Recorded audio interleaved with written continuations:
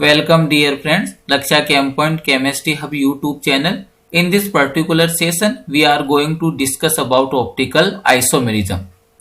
तो आइए सबसे पहले अपन डील करते हैं कि जो ऑप्टिकल आइसोमेरिज्म है इसका मीनिंग क्या है, कौन कौन सी ऐसी कंडीशंस है जिनको फुलफिल करने पर जो कंपाउंड है वो ऑप्टिकल आइसोमेरिज्म प्रोवाइड करता है। तो यहाँ पर अपन सबसे पहले डील करेंगे optical activity and plane polarised light से डील करेंगे। सबसे पहला स्टेटमेंट देखिए यहाँ पर, ordinary light is an electromagnetic wave. We know that जो भी आपकी ऑर्डिनरी लाइट होती है वो क्या होती है, इलेक्ट्रोमैग्नेटिक वेव होती है, which has oscillation in all the direction perpendicular to the path of propagation. Mean जिस भी पाथ में जो आपकी प्रोपेगेट होती है इलेक्ट्रोमैग्नेटिक वेव, जो भी आपके ऑर्डिनरी लाइट है उसमें क्या होता है, उसके परपेंडिकुलर जितनी भी डायरेक्शन है ऑल डायरेक्शन में क्या होती है, ऑसिलेट होती है। When ordinary light is passed through Nicol prism, ये इंपॉर्टेंट है, जब भी आप ऑर्डिनरी लाइट है अगर इसको आप किससे पास आउट कर देते हो, निकोल प्रिज्म से, it has all its oscillations in the same plane and is known as plane polarised light. तो मीनिंग यहां पर आपको जो पीपीएल प्लेन पोलराइज्ड लाइट है अपन इसको किस नाम से जानते हैं, पीपीएल के नाम से भी जानते हैं। पीपीएल का मीनिंग क्या हो गया, प्लेन पोलराइज्ड लाइट। तो यहां पर अपन ने ये सीखा है कि जो भी आपकी ऑर्डिनरी लाइट है वो क्या होती है, सबसे पहली बात तो क्या होती है, इलेक्ट्रोमैग्नेटिक वेव होती है। और ये जो भी इलेक्ट्रोमैग्नेटिक वेव है ये जिस पाथ में प्रोपेगेट होती है उसके परपेंडिकुलर ऑल पॉसिबल डायरेक्शन में क्या करती है, ऑसिलेशन करती है। लेकिन जब भी आप इस ऑर्डिनरी लाइट को पास आउट कर देते हो निकोल प्रिज्म के थ्रू, क्या करते हो, इसको अगर पास आउट कर देते हो तो इस वाली जो आपकी वेव है इलेक्ट्रोमैग्नेटिक वेव है, इसके ऑसिलेशन है वो किसमें होते हैं, ओनली एक ही प्लेन में, मीनिंग सेम प्लेन में क्या होती है, ऑसिलेट होती है। और इसी लाइट को अपन क्या बोलते हैं, प्लेन पोलराइज्ड लाइट बोलते हैं। एक बार वापिस से रिपीट करता हूं मैं, ordinary light is an electromagnetic wave which has oscillation in all the direction perpendicular to the path of propagation.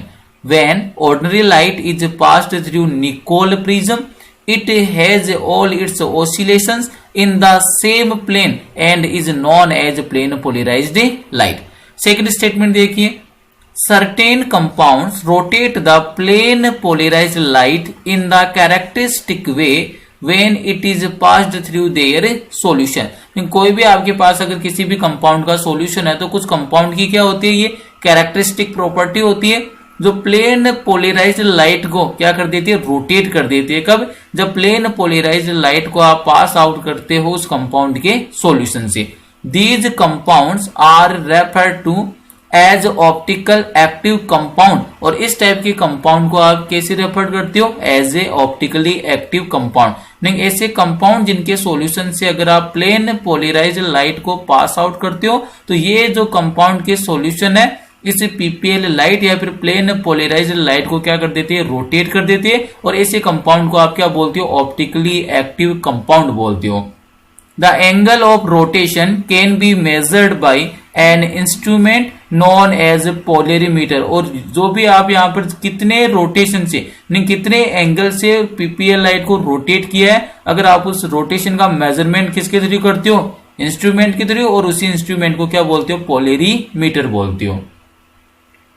तो यहाँ पर सेकंड इंपॉर्टेंट थिंग आपने क्या सीखी कि जो भी आपके पास कोई भी ऐसा कंपाउंड है जिसके अगर कोई सर्टेन कुछ कंपाउंड्स होते हैं जो क्या करते हैं, उनकी कैरेक्टरिस्टिक प्रॉपर्टी होती है कि वो पीपीएल लाइट को क्या कर देती है, रोटेट कर देती है। और इस टाइप के जो कंपाउंड है जिनके सॉल्यूशंस के अगर आप पीपीएल लाइट को पास आउट करते हो और वो पीपीएल लाइट के प्लेन को रोटेट कर देते हैं, ऐसे कंपाउंड को अपन क्या बोलते हैं, ऑप्टिकली एक्टिव कंपाउंड बोलते हैं। और ये जो कंपाउंड के जो सॉल्यूशन है किस रोटेशन से, मीनिंग किस एंगल ऑफ किस एंगल से उस पीपीएल लाइट को रोटेट कर रही है, इसका मेजरमेंट एक इस इंस्ट्रूमेंट के थ्रू करते हो और उस इंस्ट्रूमेंट को आप क्या बोलते हो, पोलरीमीटर बोलते हैं।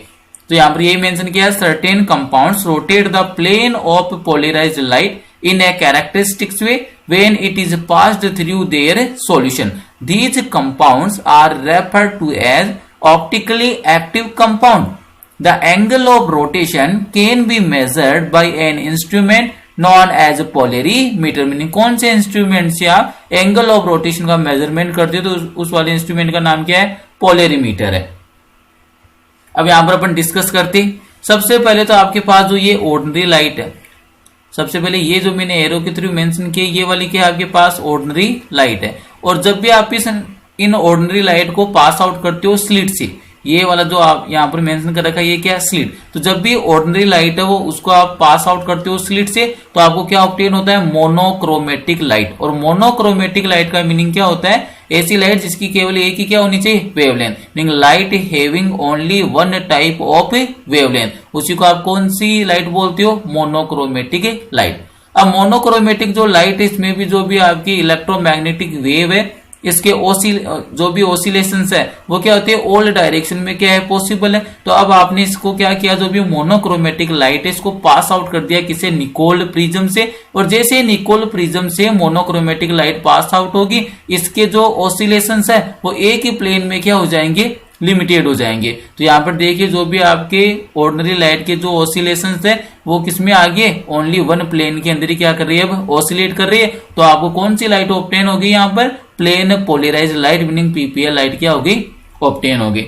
अब जो भी आपके पास जो पीपीएल लाइट जो ऑब्टेन हुई है आपको, आप इसको पास आउट कर रहे हो ऑब्जर्वेशन ट्यूब से, और इस ऑब्जर्वेशन ट्यूब में क्या होता है जो भी कंपाउंड है उसको किस फॉर्म में रखते हो आप सॉल्यूशन फॉर्म में, आपने इसमें कंपाउंड को फिल कर रखा है। तो जैसे ही पीपीएल लाइट है इस ऑब्जर्वेशन ट्यूब से पास आउट होगी तो इस ऑब्जर्वेशन ट्यूब में क्या है, इस ऑब्जर्वेशन ट्यूब में है आपके कोई ऑप्टिकली एक्टिव कंपाउंड का सॉल्यूशन है, तो वो क्या करेगा इस पीपीएल लाइट को रोटेट करेगा।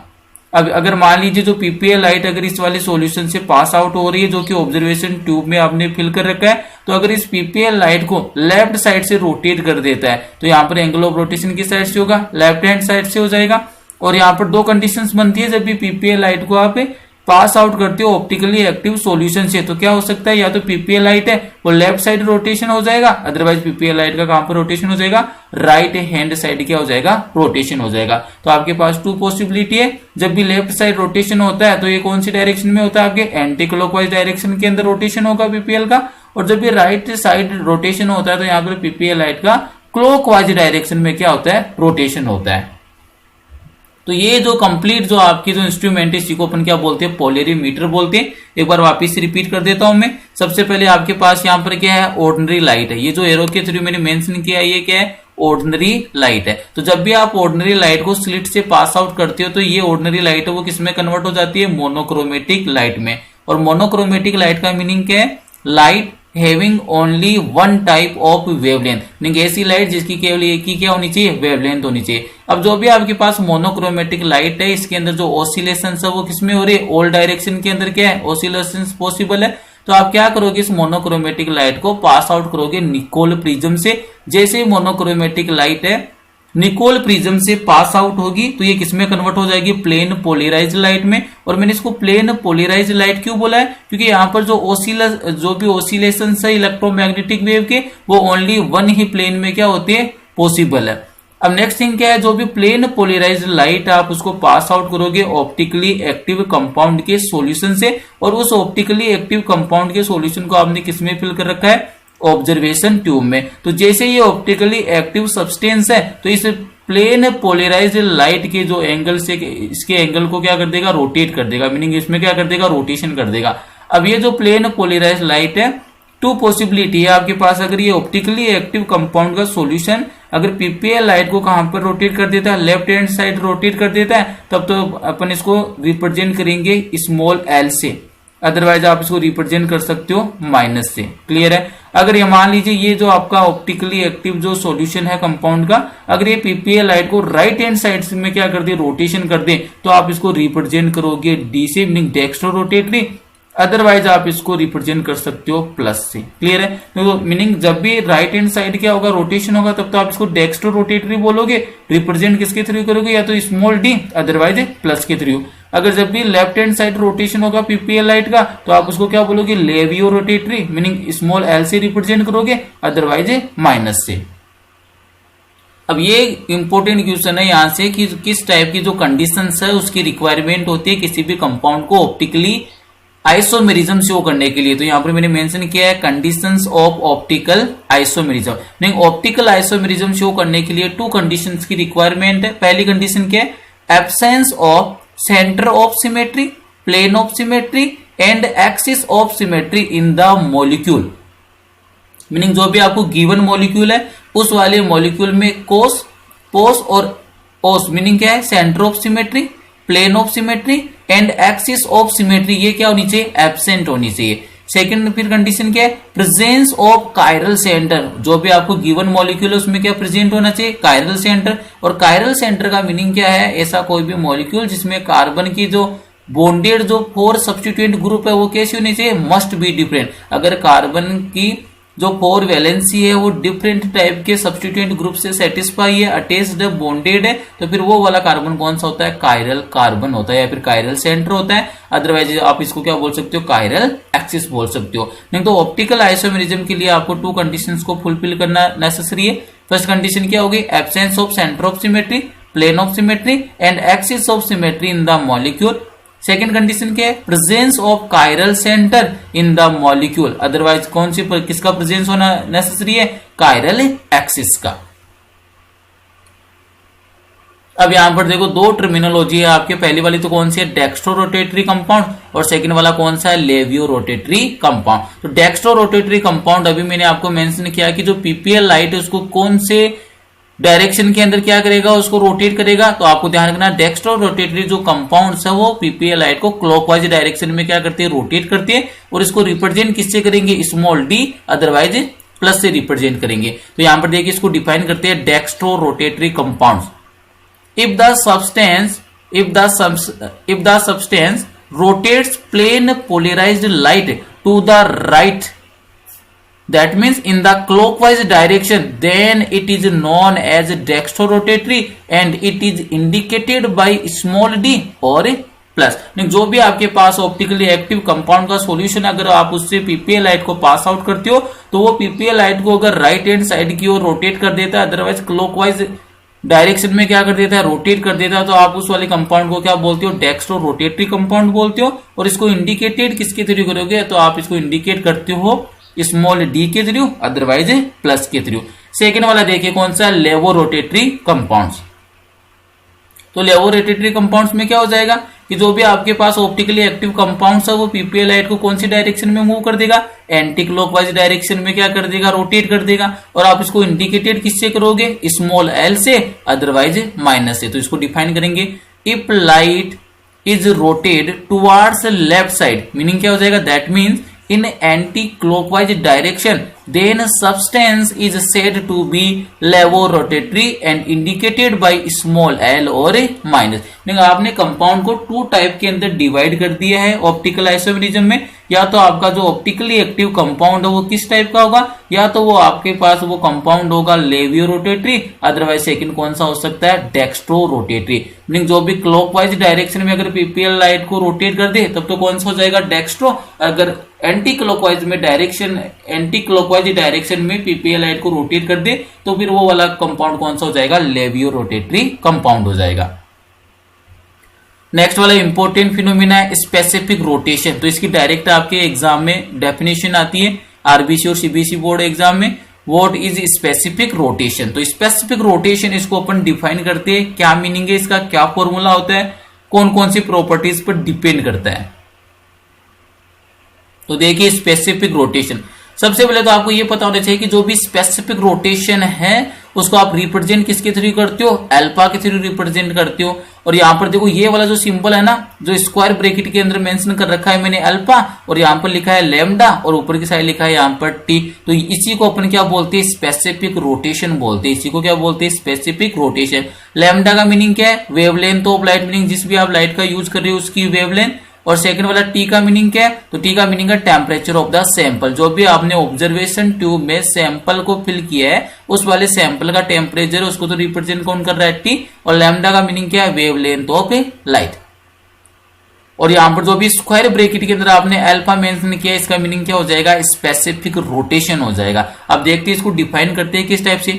Specific rotation is the number of degrees of rotation observed if a 1 decimeter tube is used and the compound has concentration 1 gram per ml, so specific rotation is alpha is equal to alpha divide by L multiply with C. तो यहाँ पर देखिए आपको किस type से यहाँ पर specific rotation को डिफाइन करना। तो स्पेसिफिक रोटेशन का मीनिंग क्या होता है? Specific rotation is the number of degrees of rotation, meaning कितने नंबर ऑफ डिग्री से क्या हुआ रोटेशन हुआ उसको ऑब्जर्व करता है। और इसके लिए कंडीशन क्या क्या है? तो कंडीशन आपके पास जो भी आपके पास ऑब्जर्वेशन ट्यूब है उसकी जो लेंथ कितनी होनी चाहिए 1 डेसीमीटर, अदरवाइज 10 सेंटीमीटर जो लेंथ की क्या होनी चाहिए ऑब्जर्वेशन ट्यूब होनी चाहिए। और इसके अंदर जो भी आपके पास ऑप्टिकली एक्टिव कंपाउंड उसकी कंसंट्रेशन क्या होनी चाहिए 1 ग्राम पर ml, मीनिंग 1 ml में 1 ग्राम जो आपके ऑप्टिकली एक्टिव कंपाउंड इसका सॉल्यूशन होना चाहिए। तो इस वाली कंडीशन में जो स्पेसिफिक रोटेशन उसका क्या फॉर्मूला हो जाएगा? तो देखिए यहाँ पर स्क्वायर ब्रैकेट में अल्फा, स्क्वायर ब्रैकेट में जब भी अल्फा आता है इसका मीनिंग क्या होता है स्पेसिफिक रोटेशन, मीनिंग ये किसको रिप्रेजेंट कर रहा है आपके स्पेसिफिक रोटेशन को। लैम्डा और टी यहाँ पर मेंशन किया, लैम्डा का मीनिंग क्या है वेवलेंथ ऑफ लाइट और टी का मीनिंग क्या है यहाँ पर temperature of the sample.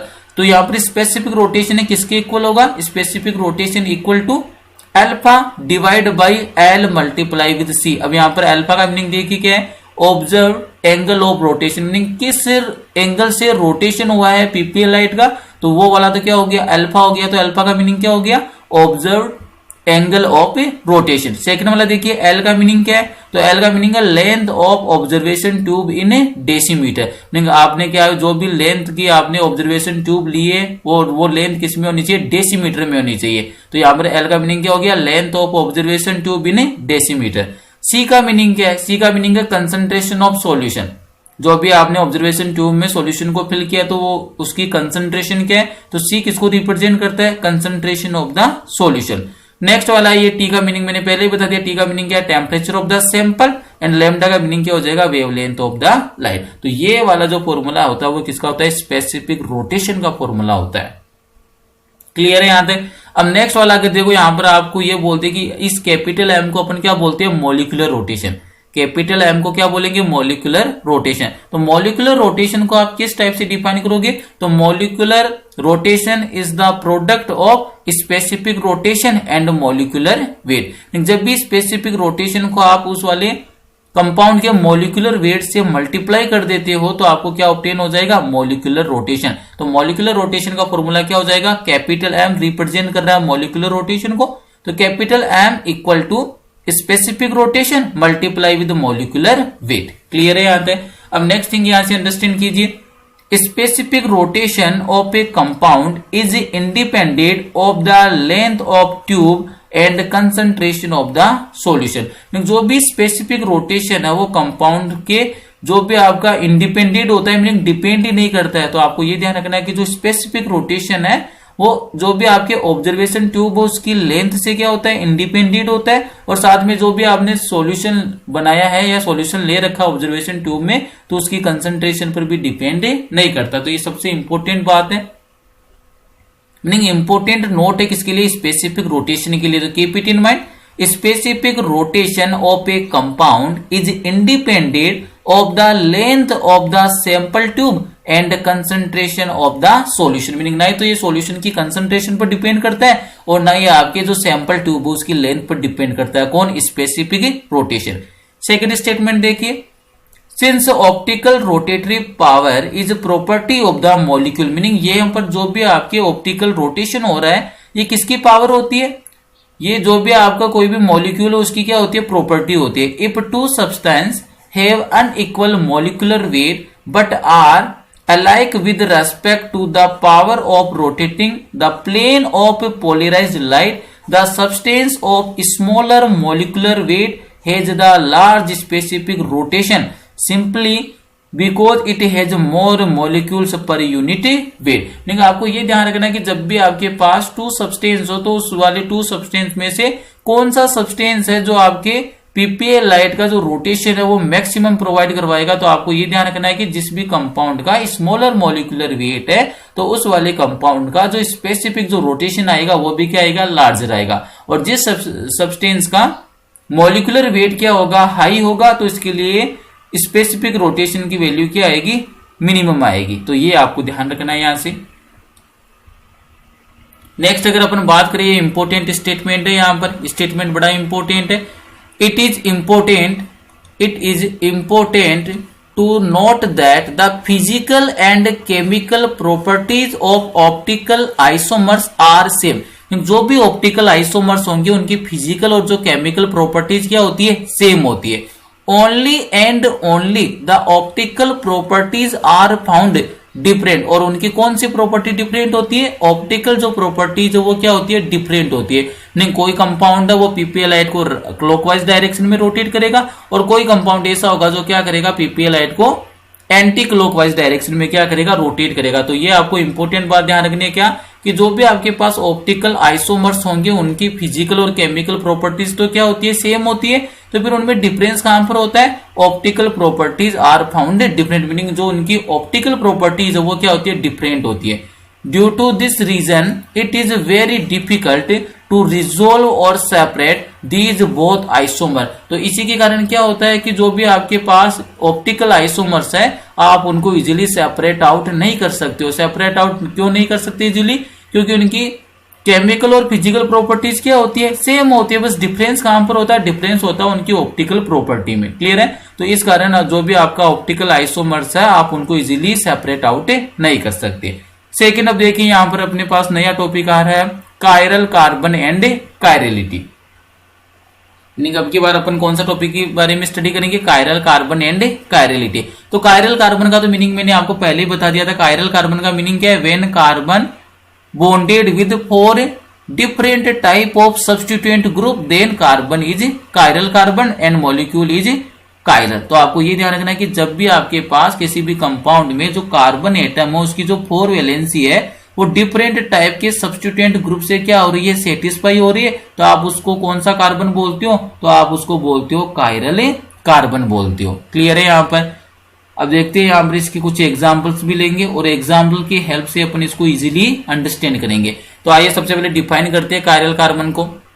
If all the 4 valencies of a carbon is substituted by different groups it shows chirality because its mirror image does not superimposable to it. बड़ी important बात है यहाँ पर. सबसे पहले तो आपको ये ध्यान रखना है कायरल कार्बन का मीनिंग क्या है. If all the 4 valencies of a carbon is substituted by different group, meaning जो भी कार्बन की कितनी वैलेंसी होती है 4 और 4 की 4 वैलेंसी पर कौन बॉन्डेड है, डिफरेंट टाइप के सब्स्टिट्यूएंट ग्रुप बॉन्डेड है, तो वो वाला कार्बन कौन सा होगा, कायरल कार्बन होगा. और जब भी कायरल कार्बन प्रेजेंट होगा किसी भी मॉलिक्यूल में तो वो क्या शो करेगा, इट शोज कायरलिटी. और वो क्या शो करेगा, कायरलिटी को क्या करेगा, शो करेगा. इसका रीजन क्या है, because its mirror image does not superimposable to it, क्योंकि इसकी जो भी मिरर इमेज बनेगी वो सेकेंड वाले कंपाउंड पर सुपर इम्पोजेबल नहीं होगी. अब इसके अपन कुछ एग्जांपल्स देखते हैं, जिसमें सबसे पहला एग्जांपल लेता हूं कायरल कार्बन के लिए लैक्टिक एसिड का. सबसे पहला जो एग्जांपल यहां पर मैं मेंशन करता हूं लैक्टिक एसिड का. तो लैक्टिक एसिड इसका क्या फॉर्मूला होता है, क्या स्ट्रक्चर होती है, इसको आपको अंडरस्टैंड करना है. तो यहां पर मैंने मेंशन कर दिया लैक्टिक एसिड. तो लैक्टिक एसिड की स्ट्रक्चर इस टाइप से होती है. ये आपका कार्बन इस वाले कार्बन से बॉन्डेड होता है आपकी 1 तो carboxylic group meaning COOH. Second वाला यहाँ पर अटैच होता है आपके 1 हाइड्रोजन. थर्ड जो वैलेंसी है वो बॉन्डेड होती है आपके OH मीनिंग हाइड्रोक्सिल ग्रुप से. और जो फोर्थ वैलेंसी है वो यहाँ से बॉन्डेड होती है आपके मिथाइल ग्रुप से मतलब CH3 से. तो इस वाली स्ट्रक्चर को अपन क्या बोलते हैं, लैक्टिक एसिड बोलते हैं. इसको क्या बोलते हैं, लैक्टिक एसिड. तो लैक्टिक एसिड में आप क्या देख रहे हो कि जो भी ये कार्बन है इसके जो 4 सब्स्टिट्यूएंट ग्रुप है वो क्या है, डिपर है. लेकिन देखो पहला सब्स्टिट्यूएंट ग्रुप कौन सा आ गया, कार्बोक्सिलिक ग्रुप. सेकंड वाला हाइड्रोक्सिल, थर्ड वाला मिथाइल ग्रुप और फोर्थ वाला कौन सा आ गया, हाइड्रोजन. जो कार्बन की 4 वैलेंसीज है वो क्या है, डिफरेंट है. तो ये क्या शो करेगा, कायरलिटी शो करेगा. और ये किसकी स्ट्रक्चर आपके लैक्टिक एसिड की. अब अगर आप यहाँ पर बात करते हो इसकी मिरर इमेज को ड्रॉ करने की, मीनिंग जब भी आप इसकी मिरर इमेज को ड्रॉ करेंगे तो यहाँ पर लीजिए, यहाँ पर मैंने मिरर लगा दिया. तो जब भी आप इसकी मिरर इमेज ड्रॉ करोगे तो वहां पर देखो किस टाइप की स्ट्रक्चर बनेगी. तो ये तो कार्बन एज इट आ जाएगा. कौन अटैच इसकी upside, carboxylic group meaning COOH attach है. अब यहाँ पर कौन अटैच है आपका, मिथाइल मीनिंग CH3. तो जब भी मिरर इमेज आप ड्रॉ करते हो तो मिरर इमेज बनाने का जो सिंपल मेथड क्या है, लेफ्ट हैंड साइड वाला पार्ट है वो राइट हैंड साइड आपको दिखाई देगा, और जो राइट हैंड साइड वाला पार्ट है वो आपको लेफ्ट हैंड साइड क्या होता है, सीन होता है। तो यहाँ पर देखो जो आपका हाइड्रोक्सिल ग्रुप है इस वाले कार्बन की किस साइड था, राइट हैंड साइड। तो ये जो मिरर इमेज बनाऊंगा तो ये हाइड्रोक्सिल ग्रुप कहां पर आपको शो होगा, लेफ्ट हैंड साइड। तो यहाँ पर कौन सा ग्रुप आ जाएगा, OH ग्रुप आ गया, मीनिंग हाइड्रोक्सिल ग्रुप। और इस वाले कार्बन पर देखो हाइड्रोजन किस साइड था, लेफ्ट हैंड साइड। लेकिन जब भी आप इसकी मिरर इमेज बनाएंगे तो लेफ्ट हैंड साइड वाला ग्रुप आपको कौन सी साइड दिखाई देगा, राइट हैंड साइड। तो यहाँ पर कौन आ जाएगा, आपका हाइड्रोजन आ जाएगा। तो यहाँ पर जो ये लैक्टिक एसिड है इसकी मैंने क्या बना दी, मिरर इमेज बना दी। क्या बना दी, मिरर इमेज। अब यहाँ पर देखो एक वर्ड का यूज हुआ है, कौन सा वर्ड है वो वाला, not super imposable. Super imposable का मीनिंग क्या होता है कि आपने जैसे इस वाले कंपाउंड को यहां से उठाकर और इस वाले कंपाउंड पर आप जैसे पुट करोगे तो सेम ग्रुप को, सेम ग्रुप है वो क्या कर लेगा, कवर कर लेगा। तब तो कौन सा होता है, सुपर इम्पोजेबल होता है। क्लियर है। अगर नॉट सुपर इम्पोजेबल है इसका मीनिंग क्या है, जब भी आप इस वाले कंपाउंड को यहां से उठाकर इस वाले कंपाउंड की मिरर इमेज पर पुट करोगे तो ये वाले सेम ग्रुप है वो सेम ग्रुप को कवर नहीं करेंगे। जैसे एग्जाम्पल से अपन अंडरस्टैंड करते हैं, इस वाले जो लैक्टिक एसिड की मिरर इमेज कौन सी हो गई, ये वाली हो गई। अब मैं इस वाले जो कंपाउंड की, इस वाले कंपाउंड को यहां से उठाकर इस वाले कंपाउंड के ऊपर पुट करता हूं तो देखना ध्यान से, ये वाला कार्बन तो इस वाले कार्बन के ऊपर पुट हो जाएगा। COOH ग्रुप को कौन कवर कर लेगा, ये वाले COOH ग्रुप को ये वाला COOH ग्रुप क्या कर लेगा, कवर कर लेगा। फिर देखिए यहाँ से CH3, तो CH3 को कवर किसने कर लिया, CH3। लेकिन जैसे मैंने उसको इस वाले कंपाउंड को उठाकर इस वाले कंपाउंड पर पुट किया तो इसके राइट हैंड साइड कौन आ रहा है, हाइड्रोजन, और इसके राइट हैंड साइड कौन है, OH। मीनिंग हाइड्रोजन को कौन कवर कर रहा है, OH ग्रुप कर रहा है। तो मीनिंग हाइड्रोजन को हाइड्रोजन कवर करता और हाइड्रोक्सिल ग्रुप को हाइड्रोक्सिल ग्रुप कवर करता, तब तो कैसा हो जाता, सुपर इम्पोजेबल हो जाता। लेकिन यहाँ पर ऐसा नहीं हो रहा है क्योंकि हाइड्रोजन को कवर कौन कर रहा है, OH मीनिंग हाइड्रोक्सिल ग्रुप, और इस वाले हाइड्रोक्सिल को कवर कौन करेगा, हाइड्रोजन। तो यहाँ पर ये क्या हो जाएगी, जो भी मिरर इमेज है वो कैसी होती है, नॉन सुपर इम्पोजेबल है। कैसी है, not super imposable, otherwise not super imposable. और ये जो यहाँ पर पेयर बन रहा है अपन इन दोनों के बीच में क्या रिलेशन है, मीनिंग ये वाला और इस वाले के मिड में क्या रिलेशन है, ये दोनों आपस में क्या होते हैं, इनेंशियोमर है। तो इनका जो रिलेशन क्या होगा, इनका रिलेशन होगा इनेंशियोमर। इनका रिलेशन क्या हो जाएगा, इनेंशियोमर हो जाएगा।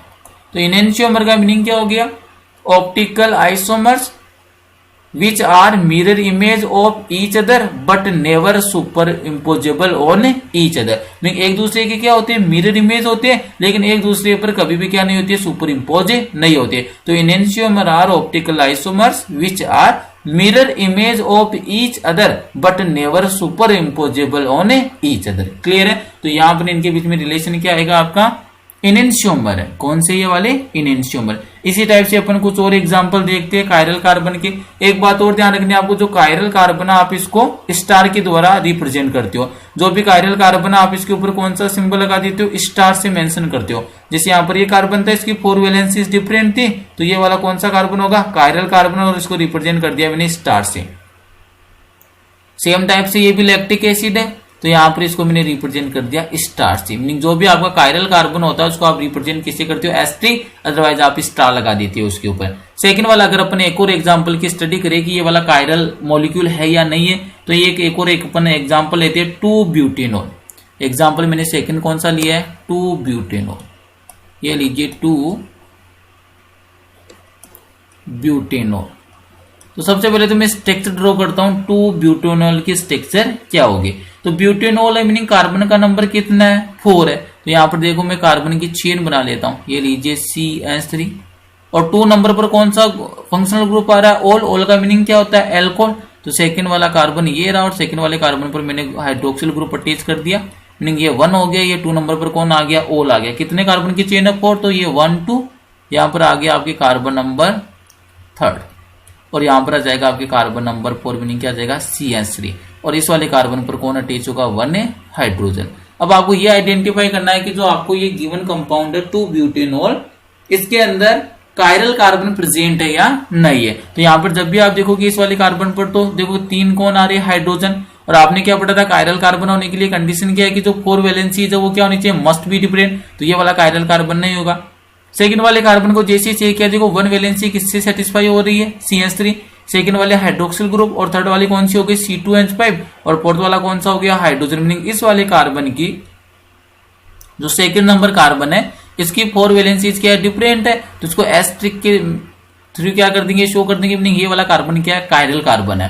थर्ड वाले कार्बन की बात करूं तो ये वाला ग्रुप तो अलग हो गया, सेकंड वाला ग्रुप भी डिफरेंट है, लेकिन यहाँ पर इस वाले कार्बन पर कितने हाइड्रोजन अटैच है, 2, तो 2 सेम हो गया, तो ये वाला कायरल कार्बन नहीं होगा। नेक्स्ट वाले कार्बन पर कितने ग्रुप सेम है, 3, तो ये भी कायरल कार्बन नहीं होगा, क्योंकि कायरल कार्बन होने के लिए आपको जो 4 वैलेंसीज ऑफ कार्बन है वो क्या होनी चाहिए, मस्ट बी डिफरेंट होनी चाहिए। तो 2 ब्यूटेनॉल है उसके अंदर भी क्या प्रेजेंट होता है, कायरल कार्बन क्या होता है, प्रेजेंट होता है। इसी टाइप से एक और एग्जाम्पल अगर अपन मेंशन करते 2 ब्रोमो ब्यूटेनॉल, 2 ब्रोमो ब्यूटेनॉल, ये लीजिए थर्ड एग्जाम्पल एक और मेंशन करते हैं अपन 2 ब्रोमो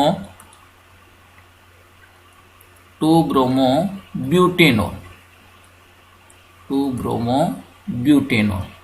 अगर 2 ब्रोमो ब्यूटेनॉल की बात करें तो देखो इसकी स्ट्रक्चर किस टाइप से बनेगी, यहां पर भी कितने कार्बन है, 4, तो ये लीजिए 1 कार्बन। सेकंड वाले कार्बन पर कौन सा सब्स्टिट्यूएंट ग्रुप अटैच है, ब्रोमो, 2 ब्रोमो ब्यूटेनॉल, तो सेकंड वाले पर कौन सा अटैच है, आपका ब्रोमो ग्रुप अटैच है, तो यहां पर मैंने अटैच कर दिया ब्रोमो ग्रुप, क्लियर है। और यहां पर जो ओल भी अटैच है तो ये वाली भी किस पर अटैच होगा, सेकंड वाले पर।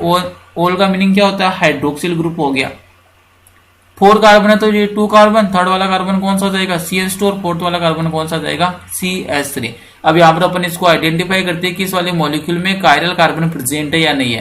कार्बन कितने हाइड्रोजन से बॉन्डेड है, 3 से, क्या आगे 3 जो वैलेंसी जो वो क्या आगे सेम आगे, मीनिंग ये कायरल कार्बन नहीं हो सकता। सेकंड वाला CH2, यहाँ पर भी 2 हाइड्रोजन कॉमन आ गए, तो ये भी कायरल कार्बन नहीं है। इस वाले कार्बन की बात करें तो देखो एक साइड तो कौन अटैच है, मिथाइल, एक साइड कौन सा ग्रुप अटैच है, इथाइल, इस साइड ब्रोमो, और इस साइड कौन है, हाइड्रोक्सिल ग्रुप। लेकिन इस वाले कार्बन की 4 वैलेंसीज क्या डिफरेंट है, तो यहाँ पर इसको एस्ट्रिक के थ्रू क्या करेंगे, आप रिप्रेजेंट करोगे, मीनिंग ये वाला कार्बन कौन सा है, कायरल कार्बन। और अगर इस वाले कार्बन को अगर आप डिस्कस करते हो, कंसीडर करते हो, तो इसके पास कितने हाइड्रोजन अटैच है, 3, तो यहाँ पर 3 हाइड्रोजन सेम हो गए, तो ये वाला कार्बन भी कायरल कार्बन नहीं होगा, क्लियर है। तो यहाँ पर आप इजीली अंडरस्टैंड कर सकते हो कि कायरल कार्बन क्या होता है, और जो भी आपके पास कायरल कार्बन वाले मॉलिक्यूल है वो क्या शो करेंगे, कायरलिटी शो करेंगे। और ये ध्यान रखना है कि जो मिरर इमेज होती है वो क्या होती है, नॉट सुपर इम्पोजिबल हो, तो आप उसकी उस वाली कंडीशन में उस वाली टर्म को क्या बोलेंगे, इनेंशियोमर बोलेंगे। और एग्जाम्पल कौन सा देखा था इनेंशियोमर का अपन ने, लैक्टिक एसिड। एग्जाम्पल कौन सा देखा था, लैक्टिक एसिड देखा था। अगर ये मान लीजिए ऑप्टिकल आइसोमर है दोनों, तो ये वाली कौन सी, अगर मान लीजिए पीपीएल लाइट को राइट हैंड साइड में रोटेट करा तो इसको मैं किसके थ्रू रिप्रेजेंट करूंगा, डी के थ्रू। और ये लेफ्ट हैंड साइड में रोटेट करेगा तो इसको किससे रिप्रेजेंट कर दूंगा, स्मॉल एल से। ये लेवियो रोटेटरी है, और ये वाला कौन सा हो जाएगा आपके डेक्स्ट्रो रोटेटरी, क्योंकि इसकी फिजिकल और केमिकल प्रॉपर्टीज तो क्या होगी, सेम होगी। डिफरेंस कहां पर होगा, तो डिफरेंट होगा केवल इनकी ऑप्टिकल प्रॉपर्टीज में। जो पीपीएल लाइट का जो रोटेशन है बस उसको डिफरेंट डायरेक्शन में क्या करेंगे, रोटेट करेंगे। नेक्स्ट वाली अपने पास जो नया टॉपिक है अपने पास क्या है, एलिमेंट्स ऑफ सिमेट्री। नेक्स्ट वाली हेडिंग क्या है आपके पास, एलिमेंट्स ऑफ सिमेट्री। तो अब आपको यहाँ पर अपन डिस्कस करेंगे कि जो एलिमेंट्स ऑफ सिमेट्री है वो कौन कौन से एलिमेंट्स ऑफ सिमेट्री है, और आपको किस टाइप से उनको चेक करना है कि किस कंपाउंड में एलिमेंट्स ऑफ सिमेट्री प्रेजेंट है और कौन से कंपाउंड में आपके एलिमेंट्स ऑफ सिमेट्री क्या है, एब्सेंट है। तो आइए सबसे पहले अपन डील करते हैं सेंटर ऑफ सिमेट्री से। सबसे पहले किससे डील करेंगे अपन, सेंटर ऑफ सिमेट्री से डील करते हैं। तो देखो सेंटर ऑफ सिमेट्री का मीनिंग क्या है, a centre of symmetry is a point which lines when drawn on one side and produced an equal distance on other side will meet identical points in the molecule। Meaning आपको centre of symmetry इसको small I के through आप क्या करते हो, indicate करते हो। इसका मीनिंग क्या है कि एक सेंटर ऑफ सिमेट्री क्या होता है, एक पॉइंट होता है जिसके थ्रू अगर आप लाइन बनाते हो, अगर आप लाइन ड्रॉ करते हो मॉलिक्यूल में, तो उस मॉलिक्यूल में इक्वल डिस्टेंस पर आपको आइडेंटिकल ग्रुप अगर आपको मिलते हैं तो उस वाले मॉलिक्यूल में क्या प्रेजेंट होता है, सेंटर ऑफ सिमेट्री प्रेजेंट होता है। एक बार वापिस से रिपीट करता हूं मैं सेंटर ऑफ सिमेट्री को, a centre of symmetry is a point which lines when drawn on one side and produced an equal distance on other side will meet identical points in the molecule। नहीं, किसी भी molecule में एक ऐसा point होगा, अगर आप उस वाले पॉइंट से अगर लाइंस को ड्रॉ करते हो तो उस वाली कंडीशन में बोथ साइड इक्वल डिस्टेंस पर अगर आपको आइडेंटिकल ग्रुप आपको ऑब्टेन होते हैं तो उस वाले कंपाउंड में क्या प्रेजेंट होती है, सेंटर ऑफ सिमेट्री प्रेजेंट होती है। अब इसका एग्जाम्पल अपन अंडरस्टैंड करते हैं सेंटर ऑफ सिमेट्री का। जैसे मेरे पास ये वाला कोई एग्जाम्पल है, या लीजिए अपन पहला एग्जाम्पल यहाँ पर डिस्कस करते हैं, सेंटर ऑफ सिमेट्री से रिलेटेड है। इसके अंदर आपको ये आइडेंटिफाई करना है कि सेंटर ऑफ सिमेट्री प्रेजेंट है या सेंटर ऑफ सिमेट्री प्रेजेंट नहीं है। तो इस वाले मॉलिक्यूल को कंसीडर कीजिए। ये देखिए मैंने क्या बना दिया, carbon double bond carbon, C double bond मैंने जनरेट कर दिया। यहाँ पर इस साइड अटैच आपका मिथाइल ग्रुप मीनिंग CH3, और इस साइड भी कौन सा ग्रुप अटैच कर दिया है मैंने, मिथाइल ग्रुप, और इस साइड अटैच आपका हाइड्रोजन एटम, और इस साइड में आपके बॉन्डेड हाइड्रोजन एटम। अब इसने क्या बोला, सेंटर ऑफ सिमेट्री क्या होता है, किसी भी मॉलिक्यूल में क्या होता है, एक पॉइंट होता है। किसी भी मॉलिक्यूल में क्या होता है, एक पॉइंट होता है। तो यहाँ पर मैंने मान लीजिए सेंटर ऑफ सिमेट्री अगर मेरे को कंसीडर करना है तो इस वाले जो मॉलिक्यूल का सेंटर कहां पर होगा, यहाँ पर। तो यहाँ पर मैंने एक क्या कर लिया, पॉइंट को कंसीडर कर लिया। अब इसने क्या बोला था कि इस वाले पॉइंट से अगर आप लाइन ड्रॉ करते हो और आपको ऑपोजिट साइड जाने पर इक्वल डिस्टेंस पर इक्वल आइडेंटिकल ग्रुप अगर आपको ऑब्टेन होता है तो वहां पर क्या होता है, सेंटर ऑफ सिमेट्री होता है। तो यहाँ पर देखिए अगर मैं इस वाली ऑपोजिट साइड अगर मूव कर रहा हूं तो मेरे को कौन सा ग्रुप यहाँ पर ऑब्टेन हो रहा है, हाइड्रोजन। सेम साइड अगर इसके ऑपोजिट जा रहा हूं मैं तो यहाँ पर भी आपको कौन सा ग्रुप ऑब्टेन होगा, हाइड्रोजन। सेम बात देखिए अगर इस वाले सेंटर से मैं इस साइड मूव कर रहा हूं तो कौन मेरे को ऑब्टेन होगा, मिथाइल ग्रुप, और अगर इसके ऑपोजिट साइड मूव कर रहा हूं तो मेरे को कौन सा ग्रुप ऑब्टेन हो रहा है, मिथाइल। लेकिन इस वाले पॉइंट से आप अगर इस साइड आ रही हो तब भी मिथाइल मिल रहा है, इस साइड मूव कर रहे हो तब भी मिथाइल। अगर इस साइड मूव किया तो हाइड्रोजन एटम मेरे को ऑब्टेन हुआ, और आपने इस साइड मूव किया तो कौन सा आपको ऑब्टेन हुआ, हाइड्रोजन। तो यहाँ पर दोनों साइड आप इक्वल डिस्टेंस पर आपको आइडेंटिकल ग्रुप क्या हो रही है, ऑब्टेन हो रही है। तो यहाँ पर क्या प्रेजेंट होगा, सेंटर ऑफ सिमेट्री प्रेजेंट है। मीनिंग इस वाले मॉलिक्यूल में सेंटर ऑफ सिमेट्री क्या होगा, प्रेजेंट होगा। सेम बात से अगर मैं बात करूं यहाँ पर मॉलिक्यूल नंबर 2 की, सेकंड मॉलिक्यूल को अपन यहाँ पर कंसीडर करते हैं। ये लीजिए मॉलिक्यूल नंबर 2, ये मैंने मेंशन कर दिया, देखना ध्यान से, carbon double bond carbon meaning CC double bond है। यहाँ पर अटैच है आपका हाइड्रोजन, यहाँ पर भी मैंने अटैच कर दिया हाइड्रोजन एटम, और इस साइड अटैच है आपका मिथाइल ग्रुप, और इस साइड अटैच है आपका Cl मीनिंग क्लोरो ग्रुप। अब ये जो भी आपको गिवन मॉलिक्यूल है इसका सेंटर कहां पर होगा, मिड में होगा। तो यहां पर क्या होगा, इसका सेंटर है। अब आपको चेक क्या करना है, सेंटर ऑफ सिमेट्री। तो सेंटर ऑफ सिमेट्री ने अभी आपको डिफाइन किया था, क्या होता है, एक पॉइंट होता है जिससे आप क्या करते हो, लाइन ड्रॉ करते हो। तो देखो अगर मैं इस साइड मूव कर रहा हूं तो मेरे को कौन सा एटम ऑब्टेन हो रहा है, हाइड्रोजन, और इसके जस्ट ऑपोजिट मूव किया तब भी मेरे को कौन सा एटम ऑब्टेन हुआ, हाइड्रोजन। ये वाले तो क्या होगी, सेम होगी।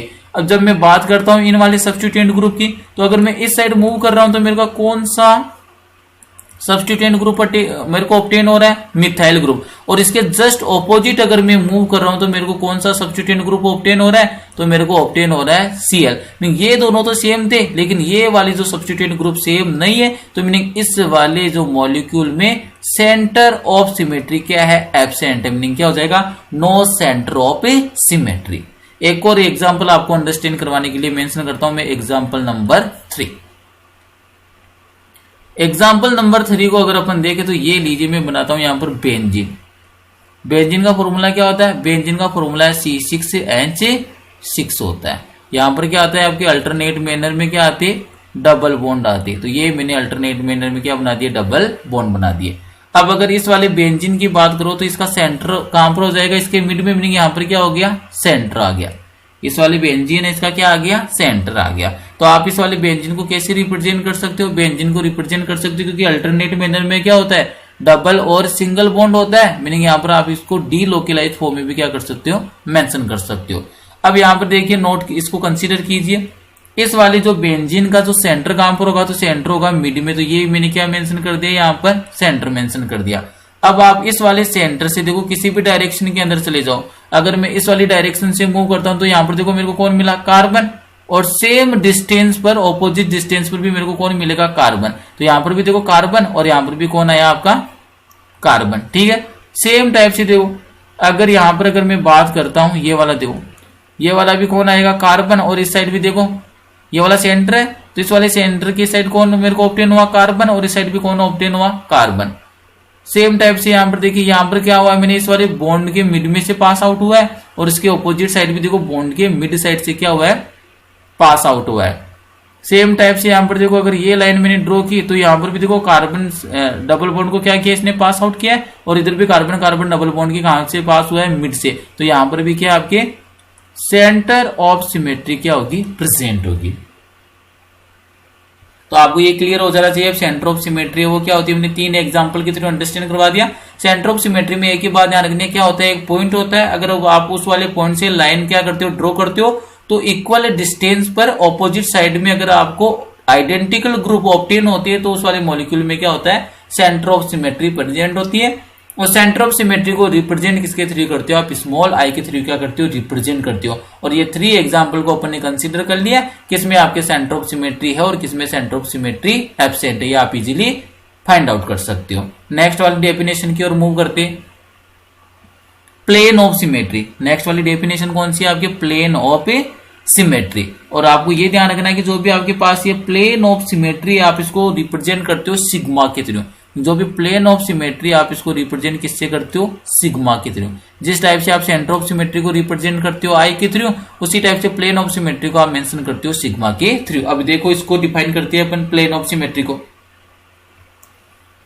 देखो प्लेन ऑफ सिमेट्री है, इसको किस टाइप से आप डिफाइन करोगे, तो सबसे पहला पॉइंट देखिए, it is an imaginary plane. सबसे पहली बात तो आपको ये ध्यान रखना है कि जो प्लेन ऑफ सिमेट्री क्या होता है, इमेजिनरी प्लेन होता है, विच बाइसेक्ट द मॉलिक्यूल। और ये क्या करेगा, जो भी आपको गिवन मॉलिक्यूल है उसको क्या करेगा, बाइसेक्ट कर देगा, मीन 2 इक्वल पार्ट में क्या कर देगा, डिवाइड कर देगा। तो it is an imaginary plane which bisect the molecule in 2 equal half in such a way that each half of the molecule is the mirror image of the other half। नहीं, आपको ये ध्यान रखना, plane of symmetry क्या होता है, पहली बात तो इमेजिनरी प्लेन होता है।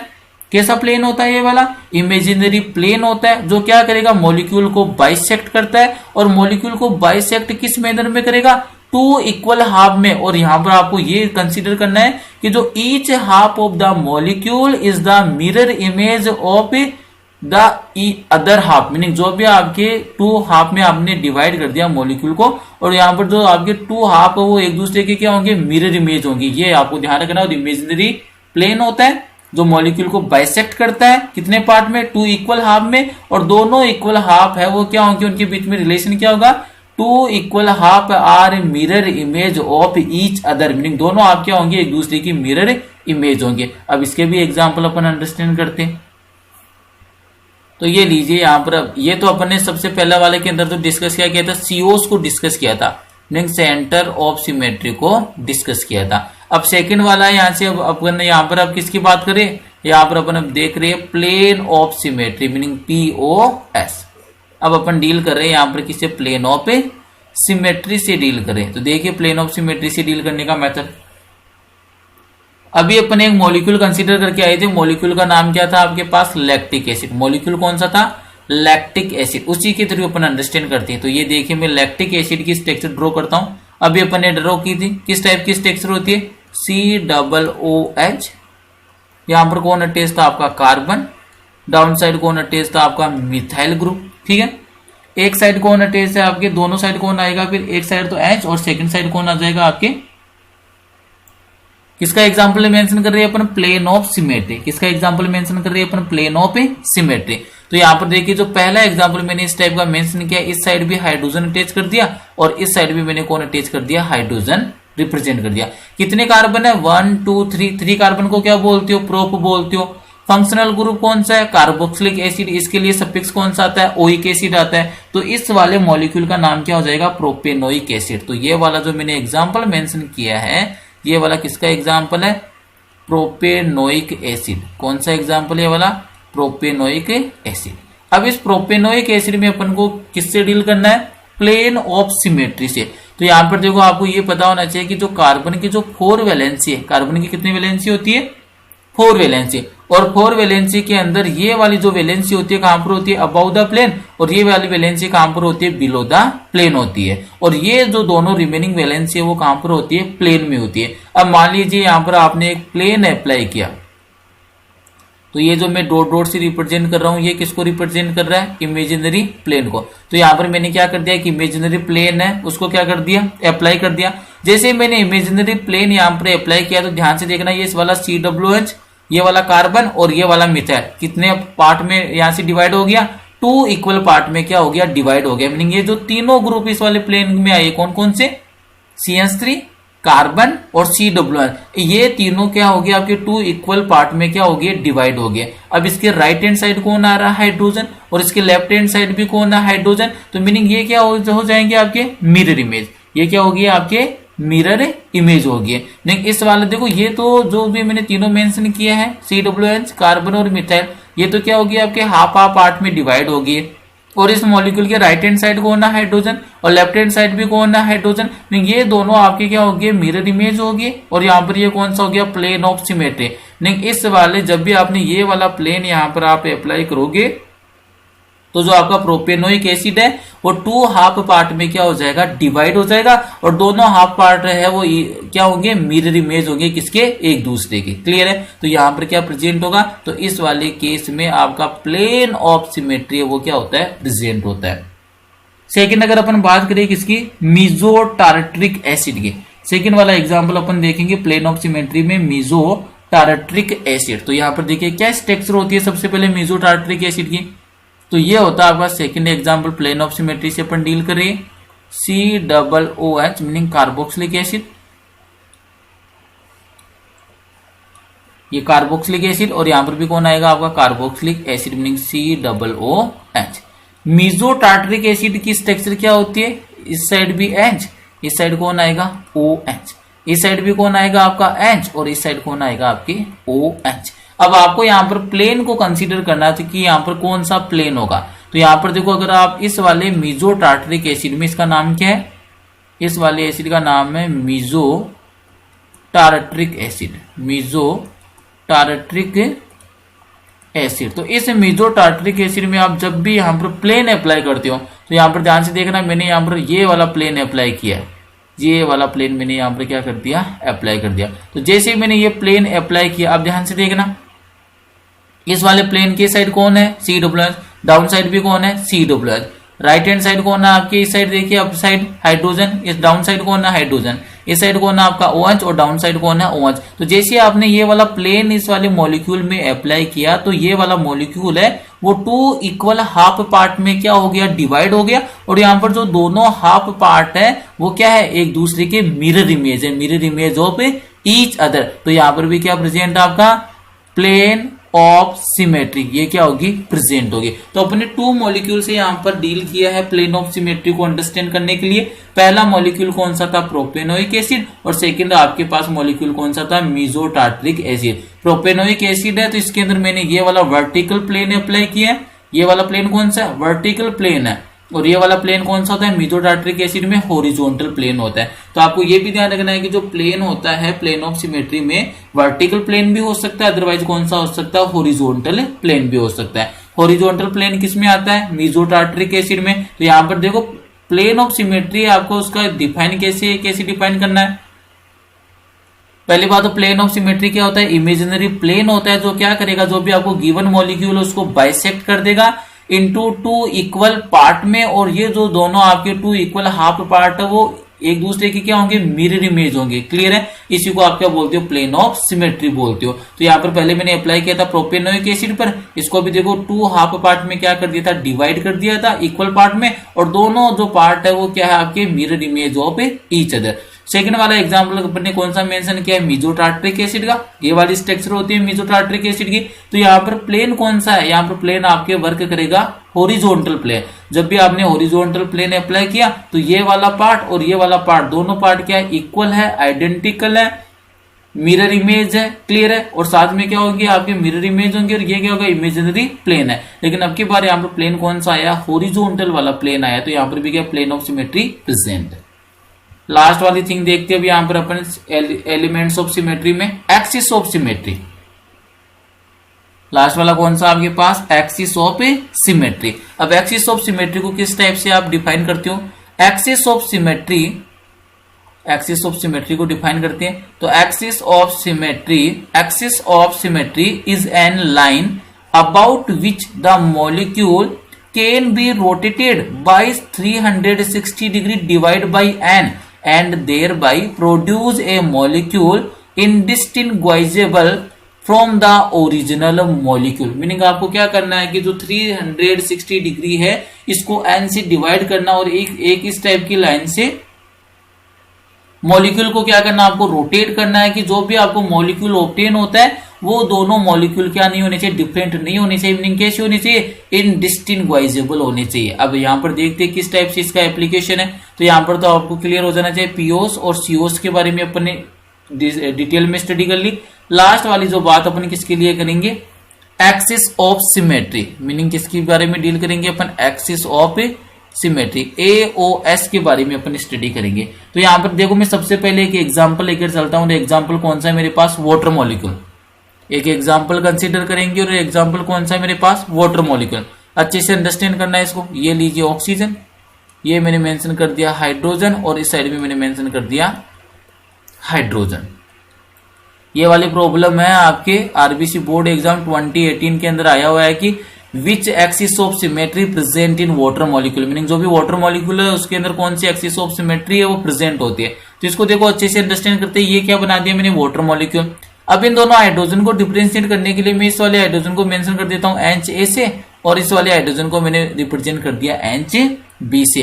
क्लियर। और यहाँ पर आपने क्या बोला कि एक्सिस ऑफ सिमेट्री भी क्या होती है, एक लाइन होती है। तो यहाँ पर दीजिए ये मैंने कंसीडर कर लिया एक्सिस ऑफ सिमेट्री, यहाँ पर मैंने ड्रॉ कर दी वन लाइन। और आपको इस वाली लाइन से क्या करवाना है, रोटेशन करवाना है। क्या करवाना है आपको, रोटेशन करवाना है। तो यहाँ पर इस वाली लाइन से देखो मैं रोटेशन इस टाइप से करवा रहा हूँ, क्लॉकवाइज रोटेशन करवा रहा हूँ। अब ध्यान से देखना, जैसे यहाँ पर रोटेशन होगा कौन सा मॉलिक्यूल का फॉर्मेशन हो जाएगा। तो यहाँ पर देखो जैसे रोटेशन होगा ये वाला ऑक्सीजन तो एज इट आ गया, यहाँ पर कौन है आपका हाइड्रोजन और यहाँ पर भी कौन है आपका हाइड्रोजन। लेकिन जैसे आपने रोटेशन करवाया यहाँ पर तो देखो यहाँ पर रोटेशन हो रहा है कौन सी डिग्री से होगा, 180 डिग्री से।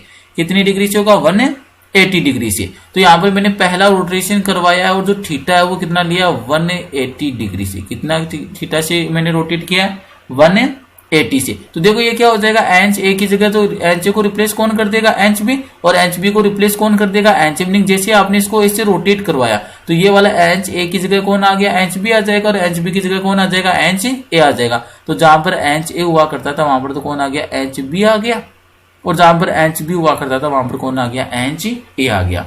सेकेंड बात देखो, वापिस से इसको मैं एक बार और रोटेशन करवाता हूं। तो अभी देखो आपने रोटेशन की अपन को लाइन कंसिडर करना है। तो ये लीजिए ये प्रिंसिपल एक्सिस है और इसके थ्रू मैंने वापिस से क्या करवाया, रोटेशन करवाया। वापिस से क्या करवा दिया, रोटेशन करवा दिया। तो जैसे ही रोटेशन करवाया तो वापिस से क्या हो जाएगा, दोनों क्या हो जाएंगे, एक्सचेंज हो जाएंगे। ये वाला ऑक्सीजन तो आपका एजिट रहेगा, अब की बार एच बी था वहां पर वापिस कौन आ गया, आपके एच ए आ गया, और जहां पर एच ए था वहां पर कौन आ गया, एच बी आ गया। तो ये वाली स्ट्रक्चर नंबर फर्स्ट बोल देता हूं मैं, इस वाली स्ट्रक्चर नंबर को सेकंड बोल देता हूं, और इस वाली स्ट्रक्चर को क्या बोल देता हूं मैं, थर्ड बोल देता हूं। तो आपको ये पता चल गया कि स्ट्रक्चर नंबर 1 और स्ट्रक्चर नंबर 3 क्या है, आइडेंटिकल स्ट्रक्चर है। तो देखो यहाँ पे स्ट्रक्चर नंबर 1 में राइट हैंड साइड कौन है, H B, left hand side कौन है, एच ए। और स्ट्रक्चर नंबर 3 की बात करूं तो यहाँ पर भी देखो राइट साइड कौन है, एच बी, और लेफ्ट हैंड साइड कौन है आपका, H A. Meaning structure number first और स्ट्रक्चर नंबर जो सेकंड है वो कैसी है, आपके आइडेंटिकल है। वो कैसी है, आपके आइडेंटिकल है। क्लियर है। तो यहाँ पर आपके ये क्लियर हो गया कि जब भी स्ट्रक्चर नंबर 1 और स्ट्रक्चर नंबर 3 दोनों क्या है, आइडेंटिकल है। मीनिंग कैसी हो जाएगी, ये इनडिस्टिंग्विशेबल हो जाएगी। यहाँ पर आपको कितने रोटेशन की रिक्वायरमेंट है, आपने कितने टाइम रोटेशन किया है, 2 टाइम। तो यहाँ पर देखो आपने रोटेशन कितने टाइम किया है, 2 टाइम। तो आपको थीटा है वो कैसे ऑब्टेन हो जाएगा, एक्सिस ऑफ सिमेट्री। इसको देखो फॉर्मूला भी बता देता हूं मैं, CN। तो CN मीनिंग यहाँ पर कितना टाइम आपको रोटेशन करना पड़ेगा, इसको क्या होता है formula, 360 degree divide by n। 360 degree divide by n। तो यहां पर देखो आपने कितने रोटेशन यहां पर प्रोवाइड किए, आपको ये वाली जो आइडेंटिकल स्ट्रक्चर ऑब्टेन कितने रोटेशन के बाद में हुई है, ये वाला देखो पहला रोटेशन। मीनिंग ये वाला रोटेशन कौन सा है, फर्स्ट रोटेशन है। और ये वाला रोटेशन कौन सा है, सेकंड रोटेशन। तो आपने कितनी बार रोटेट किया, 2 टाइम। तो यहाँ पर देखो क्या वैल्यू पुट कर दोगे, 360 डिग्री डिवाइड बाई आपने एन का मीनिंग क्या है, रोटेशन, नंबर ऑफ रोटेशन। तो 2 से डिवाइड किया तो कितना जाएगा, 180 डिग्री। तो ये जो थीटा है ना जिससे आप रोटेट कर रही हो, इसकी वैल्यू कितनी आएगी, 180 आएगी। तो ये थीटा का फॉर्मूला। और यहाँ पर सीएन की वैल्यू क्या हो जाएगी आपके, नंबर ऑफ रोटेशन। तो यहाँ पर कितना रोटेशन किया है, 2। तो मीनिंग वाटर मॉलिक्यूल में कौन सा एक्सिस ऑफ सिमेट्री प्रेजेंट होती है, आपके C2 प्रेजेंट होती है। और थीटा की वैल्यू कितनी होती है, कितने से रोटेशन करना पड़ता है आपको, 180 डिग्री से क्या करना पड़ता है, रोटेशन करना पड़ता है। तो क्लियर है ये वाला।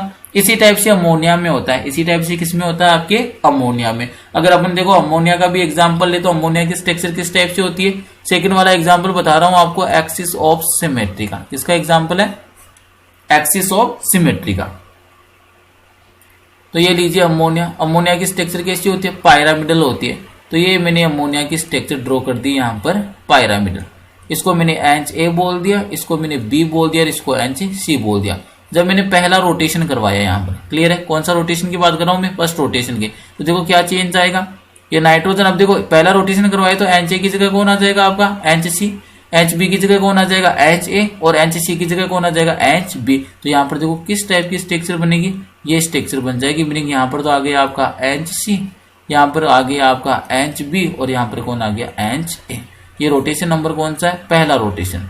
अगर इसी में मैं एक बार और रोटेशन करा दूं, मीनिंग रोटेशन नंबर सेकंड की बात करूं, तो देखो क्या स्ट्रक्चर बनेगी, ये नाइट्रोजन, ये 3 हाइड्रोजन। अब की बार क्या होगा, NA है वो किसको रिप्लेस करेगा, NC को। और NC किसको रिप्लेस करेगा, HB को। और HB किसको रिप्लेस करेगा, HA को। तो देखो स्ट्रक्चर कॉपी से क्या बन जाएगी, यहाँ पर तो आ गया आपका HA आ गया। रोटेशन करवा रहे अपन, रोटेशन करवाए तो यहाँ पर देखो NA किसकी जगह आया था, HB की जगह। और HB किसकी, यहाँ पर कौन आएगा, HB आएगा। और वापिस से रिपीट करता हूं मैं इसको, रोटेशन करवाना अपन को, ये लीजिए। तो यहाँ पर लीजिए मैंने रोटेशन करवा दिया इस वाले, यहाँ पर मैंने इसके अकॉर्डिंग क्या करवा दिया, रोटेशन प्रोसीड करवा दिया। तो जैसे मैंने रोटेशन प्रोसीड करवाया इस वाली डायरेक्शन में क्लॉकवाइज में, तो यहाँ पर देखो क्या होगा, यहाँ पर तो कौन आ गया आपका NC आ गया, यहाँ पर कौन आ गया आपका HA आ गया और यहाँ पर कौन आ गया आपका HB आ गया। नेक्स्ट वाला जब भी मैंने बात की रोटेशन नंबर 2 की, तो यहाँ पर देखो वापिस से रिप्लेस कर दीजिए आप इसको। तो ये आपके 3 वैलेंसी मीनिंग पायरामिडल शेप है। अब की बार होगा तो देखो C तो कहां पर आ जाएगा, NA की जगह। तो यहाँ पर तो आ गया NC। NA कहां पर आ जाएगा, NCB की जगह। तो यहाँ पर आ गया आपका NCB। और NCB कहां पर चला जाएगा, NC की जगह चला गया। अब मैंने एक बार रोटेशन और कराया, मीनिंग रोटेशन नंबर 3। तो जैसे मैंने रोटेशन नंबर 3 यहाँ पर अप्लाई किया, तो यहाँ पर देखिए क्या आ जाएगा, वापिस से NCB तो कहां पर आ जाएगा आपके NC, ये NC था, ये NCB था और ये NCA था। ये वाला जो मॉलिक्यूल में आपने रोटेशन करवाया तो इसको 1 1 से नेक्स्ट वाले से एक्सचेंज करवा दीजिए। तो ये वाला तो हो गया था आपका C, ये हो गया A, ये B, ठीक है। नेक्स्ट वाले में वापिस से रोटेशन करवाया, रोटेशन कौन सी डायरेक्शन में, तो ये आपको पता होना चाहिए। ये लीजिए मैंने यहाँ पर रोटेशन करवा दिया इसी डायरेक्शन में, ठीक है। तो यहाँ पर तो क्या आ गया NC, यहाँ पर कौन आ जाएगा NA आएगा, क्योंकि यहाँ पर देखो NC आया तो ये वाला NA कहां पर चला जाएगा, NB की जगह। तो यहाँ पर क्या आएगा आपके NA, क्लियर है। और यहाँ पर क्या आ गया आपके NB, यहाँ पर कौन आ गया NB। थर्ड वाला रोटेशन जैसे आपने अप्लाई किया तो देखो NB क्या हो जाएगा, NC को रिप्लेस कर देगा, NC है वो NA को रिप्लेस कर देगा और NA वो NB को रिप्लेस कर देगा। यहाँ पर तो क्या आ गया आपका NA, यहाँ पर कौन आ गया हाइड्रोजन B और यहाँ पर कौन आ गया हाइड्रोजन C आ गया। अब जैसे आप यहाँ पर बात करते हो इसके थीटा की, अगर मैं बात करता हूं यहाँ पर कितने टाइप से आपने रोटेशन करवाया, तो यहाँ पर देखिए थीटा इक्वल टू क्या हो जाएगा, देखो अभी अपन फॉर्मूला पढ़कर आइए, ये देखिए फॉर्मूला क्या था, एक्सिस ऑफ सिमेट्री। कितने से रोटेट करवा रहे हो आप, 360 डिग्री बाई एन। एन का मीनिंग क्या है, नंबर ऑफ रोटेशन। तो जैसे आप यहाँ पर थीटा फाइंड आउट करोगे तो यहाँ पर देखो मैं लिख देता हूँ theta equal to 360 degree divide by N. N का मीनिंग क्या है, नंबर ऑफ रोटेशन। कौन सी नंबर ऑफ रोटेशन है, जब आपको आइडेंटिकल स्ट्रक्चर है वो ऑब्टेन हो जाती है। तो ये लीजिए मैं इसको फर्स्ट स्ट्रक्चर कंसीडर करता हूं, ये सेकंड स्ट्रक्चर, ये आपकी थर्ड स्ट्रक्चर और ये स्ट्रक्चर नंबर 4। तो यहाँ पर देखिए स्ट्रक्चर नंबर 1 और स्ट्रक्चर नंबर 4 क्या है, आइडेंटिकल है। यहाँ पर H A, H B, H C, और यहाँ पर भी देखिए क्या है एच ए, एच बी और एच सी। स्ट्रक्चर नंबर 1 और स्ट्रक्चर नंबर 4 कैसी है आपके आइडेंटिकल है। और कितने रोटेशन की रिक्वायरमेंट हुई आपको यहाँ तक स्ट्रक्चर नंबर 1 से स्ट्रक्चर नंबर 4 तक मूव करने के लिए 1 2 3। तो यहाँ पर रोटेशन का नंबर कितना आ जाएगा 3। तो ये वाली जो वैल्यू कितनी आ जाएगी आपके पास 120 डिग्री आ जाएगी। क्लियर है। और यहाँ पर कौन सी CN है, कितने रोटेशन आपने प्रोवाइड किए 3। तो अमोनिया जो मॉलिक्यूल है इसमें कौन सी एक्सिस ऑफ सिमेट्री होती है, तो अमोनिया में होती है आपके C3 axis of symmetry. Rotation कौन सा है 360 डिग्री को डिवाइड कर देना नंबर ऑफ रोटेशन से। कौन सा नंबर ऑफ रोटेशन पुट करना है, जितने रोटेशन प्रोवाइड करने के बाद में आपको आइडेंटिकल स्ट्रक्चर ऑब्टेन हो जाती है वही क्या होता है उसका नंबर ऑफ रोटेशन होता है। तो यहाँ पर कितने रोटेशन प्रोवाइड करने के बाद में आपको आइडेंटिकल स्ट्रक्चर ऑब्टेन होती है 3 रोटेशन प्रोवाइड करने के बाद में। तो यहाँ पर मैंने एन की वैल्यू कितनी पुट की है 3। सेम टाइप से अगर आप यहाँ पर बात करोगे वाटर मॉलिक्यूल वाले केस में, तो वाटर मॉलिक्यूल वाले केस के अंदर आपको देखो यहाँ पर कितना आपने यहाँ पर कितना रोटेशन प्रोवाइड किया आइडेंटिकल स्ट्रक्चर प्रोवाइड ऑब्टेन करने के लिए 2 रोटेशन। रोटेशन का नंबर कितना है 2। तो सबसे पहले अगर आप यहाँ पर बात करते हो किसकी, यहाँ पर थीटा क्या आएगा, देखो मैं बता देता हूँ। थीटा इक्वल टू क्या होता है 360 डिग्री डिवाइड बाई एन। और एन का मीनिंग क्या है नंबर ऑफ रोटेशन। कौन से नंबर ऑफ रोटेशन है, जब आपको आइडेंटिकल स्ट्रक्चर ऑब्टेन हो जाए। तो स्ट्रक्चर नंबर 1 और 3 क्या है आइडेंटिकल है। कितने रोटेशन प्रोवाइड किया आपने 1 और 2। तो यहाँ पर एन की वैल्यू कितनी पुट कर दोगे 2। तो यहाँ पर देखो क्या हो जाएगा 360 degree divide by 2 equal to 180 degree. नहीं यहाँ पर जो आप रोटेशन प्रोवाइड करवा रहे हो ये वाला रोटेशन कितने एंगल से हो रहा है 180 डिग्री से क्या हो रहा है रोटेट हो रहा है। और अगर बात करें कौन सी CN है, तो यहाँ पर कितने रोटेशन प्रोवाइड किया आपने 1 और 2। तो यहाँ पर कौन सी आ जाएगी आपकी एक्सिस ऑफ सिमेट्री C2 आ जाएगी। क्लियर है। और स्ट्रक्चर नंबर 1 और 3 क्या है आइडेंटिकल है। तो ये भी मेंशन कर लेना structure number 3 and structure number 1 कैसी है ये वाली आइडेंटिकल है। ये वाली स्ट्रक्चर कैसी है आपकी आइडेंटिकल है। सेम टाइप से अगर अमोनिया की केस की बात करें तो कौन कौन से स्ट्रक्चर आइडेंटिकल है स्ट्रक्चर नंबर 1 और स्ट्रक्चर नंबर 4। तो ये भी आपको ध्यान रखना है structure number 1 and structure number 4 ये कैसी है आपकी आइडेंटिकल है।